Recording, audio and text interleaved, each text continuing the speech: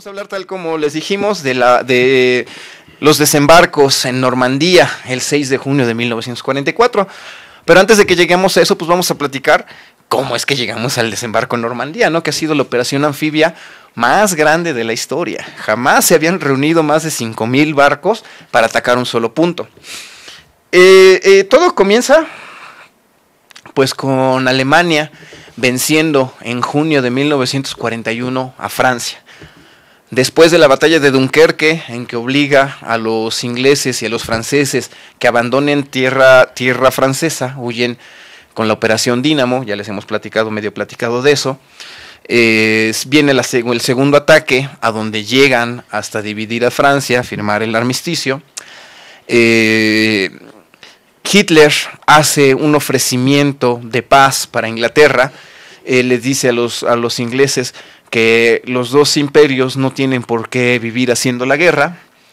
Es cuando Churchill da el discurso diciendo que vamos a luchar en las playas, vamos a luchar en las calles, o sea, vamos a luchar en todo, pensando que los alemanes van a echar a andar la operación León Marino, que era el desembarco en Inglaterra. Una realidad es que Hitler y el ejército, el Oberkommando des Heers, que es el comando supremo de todos los ejércitos, ellos eran más bien de miras cortas.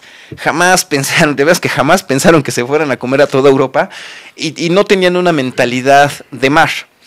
Tratan de planear una invasión que no estaban muy de acuerdo, no la hicieron con mucho entusiasmo, que es León Marino. León Marino al final del día, después de la batalla de Inglaterra, no se lleva a cabo, pero prácticamente desde que finaliza la derrota de Francia, Hitler decide formar una serie de fortificaciones que van a llegar desde la frontera con España hasta la frontera más al norte. Ellos decían que tenía que llegar hasta prácticamente lo que es Dinamarca. Y esta serie de fortificaciones, porque no era un muro como tal, iba a ser conocido como el Muro del Atlántico. Hay que ser realistas y conscientes que el esfuerzo que se le puso y toda esta gran propaganda que se le llamó el Muro del Atlántico, pues como que en los primeros 2 años, desde el 41 hasta mediados del 43, como que sí trabajaban, pero no le ponían tanto ahínco. Sí formaron grandes fortificaciones con cañones navales de 400 milímetros, sí lo hicieron. Cuando los alemanes desmantelan los cruceros, el Scharnhorst, el Ginneso, cuando desmantelan todas estas naves, cuando ellos ya se dan cuenta de que no van a ganar la batalla del Atlántico con naves de superficie, lo que hace es que las desarman y todos los cañones los mandan a las fortificaciones del Muro del Atlántico. El Muro del Atlántico fue construido por hombres de la organización Todt. La organización Todt eran constructores, básicamente, entre los que se encontraban una parte importante de prisioneros de guerra y de mano de obra esclava, llámense disidentes políticos, llámense judíos, ¿no? No habían judíos, pero sí habían prisioneros rusos, habían prisioneros franceses, o sea, había una gran cantidad de mano de obra. El Muro del Atlántico, en realidad le empiezan a poner un poquito de más empeño después de la caída de Túnez. Cuando es derrotado completamente el Afrika Korps, Rommel lo sacan de allá, le dan un periodo de descanso, y entonces le dicen que ya se tienen que preparar para lo que va a ser la invasión de los aliados. Rommel pone su esfuerzo, se trae a todos los soldados que tenía disponibles y comienza a fortificar de una manera más importante lo que era el Muro del Atlántico. Él ponía en las playas, ellos estaban sembrando alrededor de 15,000 minas al mes. Él decía que ellos tenían que sembrar 1 millón de minas al mes para que esto pudiera tener éxito. Rommel crea unos especie de dodecaedros, de vigas de metal, con la intención de que cuando las naves de desembarco se acercaran, rasgaran todo lo que era el costado de las naves.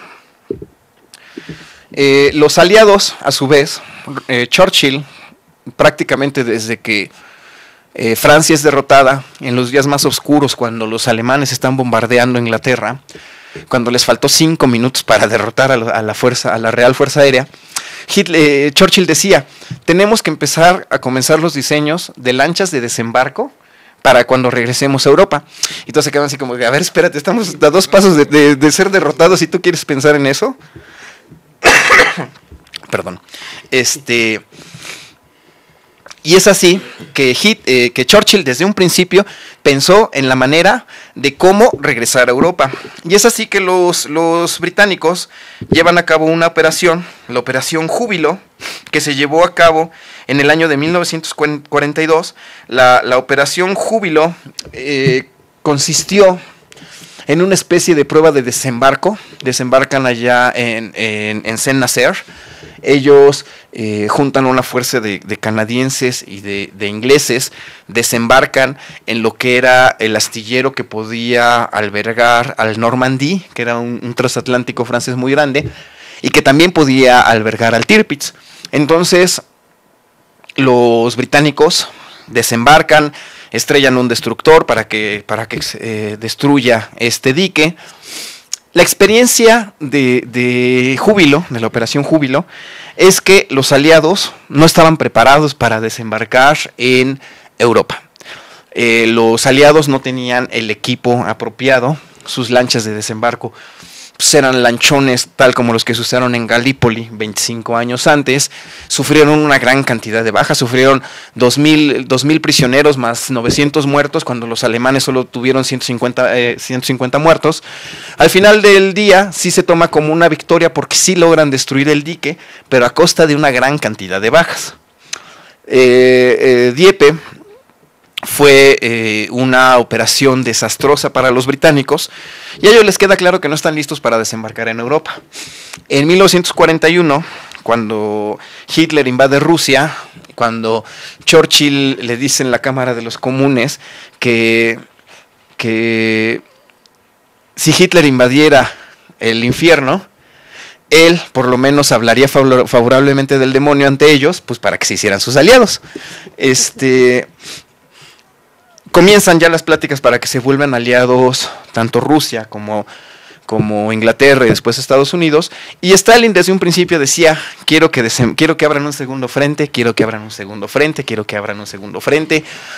Hay que tener en cuenta que los rusos perdieron a 20 millones de vidas contra 1 millón de americanos, o sea, la verdad es que sí fue una cantidad muy dispar. Y conforme la guerra va avanzando, en el 43, cuando los aliados ya comienzan el desembarco allá en Sicilia, cuando comienzan la invasión de Italia, pues ahora sí ya están pensando en serio en cómo es que van a invadir el territorio continental, la Europa continental. Sí, ya la presión por parte de los rusos ya era muy fuerte. Como dice Nacho, ya los rusos habían llevado pues, el mayor esfuerzo, habían perdido una gran cantidad de hombres, y sí es cierto que los rusos al principio los agarró desprevenidos la invasión de alemanes, la diferencia de tecnología estaba en contra de ellos, la diferencia de estrategias también les afectó, pero también es cierto que llegó un momento en que los rusos se pudieron organizar, salieron los nuevos tanques, que no eran nuevos, que ellos ya los tenían, pero no habían puesto todavía las fábricas bien a punto, pero que en cuanto empezaron a agarrar la tuerca, cómo había que ajustarla, pues les empezaron a dar una paliza a los alemanes de tal forma que los detuvieron. Y ya los empezaron a echar para atrás, pero Stalin estaba bien consciente y todos los aliados que era necesario abrir un segundo frente. Tenían que dividir a Alemania para poder vencerla, tenían que dividirla en dos para que así sus fuerzas fueran más fáciles de derrotar. Es interesante porque en el día D se volcó la industria de todas las naciones aliadas para poder llevar a cabo este desembarco que se consideraba que era prácticamente imposible. Los aliados estaban conscientes del muro del Atlántico, sabían que las tropas alemanas tenían mucha experiencia de combate, tenían armas que eran superiores, tenían, y que ellos, lo más difícil, la operación más complicada es un desembarco. ¿Por qué? Porque tienes que desembarcar a las tropas, tienes que luchar para abrir una cabeza de puente y desde ahí comenzar a llevar todos los hombres y suministros para que poco a poco vayan saliendo de esta cabeza de puente y ya se puedan extender. Rommel decía que la batalla se iba a decidir en las playas. que él quería a todos los hombres que tuviera en las playas para que cuando los aliados vinieran, todos hicieran uso de sus armas y que no dejaran que desembarcaran. Los aliados también estaban conscientes exactamente de lo mismo. Aquí viene algo que es interesante, y es que las tropas que iban a desembarcar en Normandía no solo eran ingleses, existía una gran variedad de tropas que se iban a conjuntar.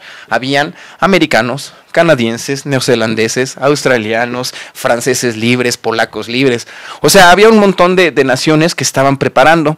Es así que se lleva a cabo la elección de un comandante que se hiciera cargo, de un comandante supremo de las fuerzas aliadas expedicionarias, que se hiciera cargo de todos los ejércitos y que él tomara las decisiones que tenían que ser pertinentes.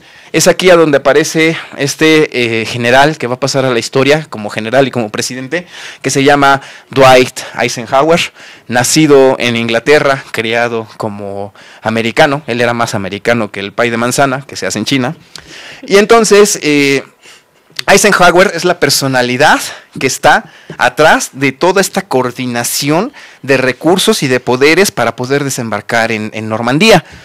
Una de las primeras cosas que los aliados se dan cuenta que necesitan y que es un esfuerzo increíble es que tienen que escoger un punto de desembarco. El punto más cercano es en la península de Calais. Hay una separación de 20 millas. O sea, es prácticamente nada. En un día soleado desde Calais puedes ver la costa inglesa.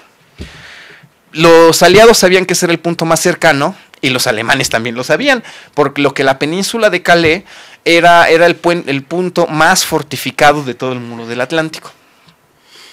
Es así que los aliados sabían que si desembarcaban en Calais les iba a costar muchísimo más trabajo, por lo que buscan un punto que sea intermedio, que tengan puertos a distancias relativamente cortas, para que una vez que tomen la cabeza de playa, logren desembarcar en los puertos. Los puertos son muy importantes porque ahí pueden llegar los cargueros y desembarquen de una manera más rápida toda la carga que lleven. Es así que los aliados escogen Normandía. Normandía se encuentra a 150 kilómetros más al norte de Calais. Normandía es un terreno propicio para un desembarco. Cerca tienen el puerto de Cherburgo y ellos deciden desembarcar en Normandía. Uno de los esfuerzos más importantes a lo que iba yo es dicen que lo primero que tienen que hacer una vez que tomen la playa es llevar a tierra el mayor número de tanques, de cañones, de munición, de comida, de todo lo que puedan. Pero obviamente como es una playa, pues las naves no pueden llegar a atracar ahí.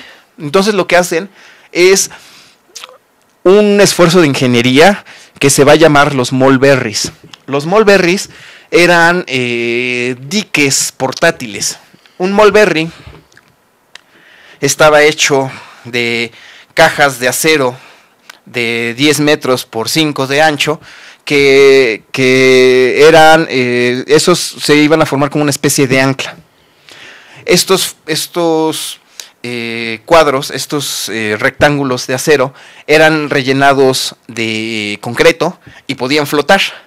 Entonces se llevaban flotando todo su Mulberry en secciones, llegaban a la playa a donde ellos iban a formarlo, lo inundaban, lo llenaban de agua y caía todo. Y esto lo que hacía era formar un rompeolas. Un rompeolas para que en esta posición las naves de carga se situaran a su lado, descargaran la munición y se fueran.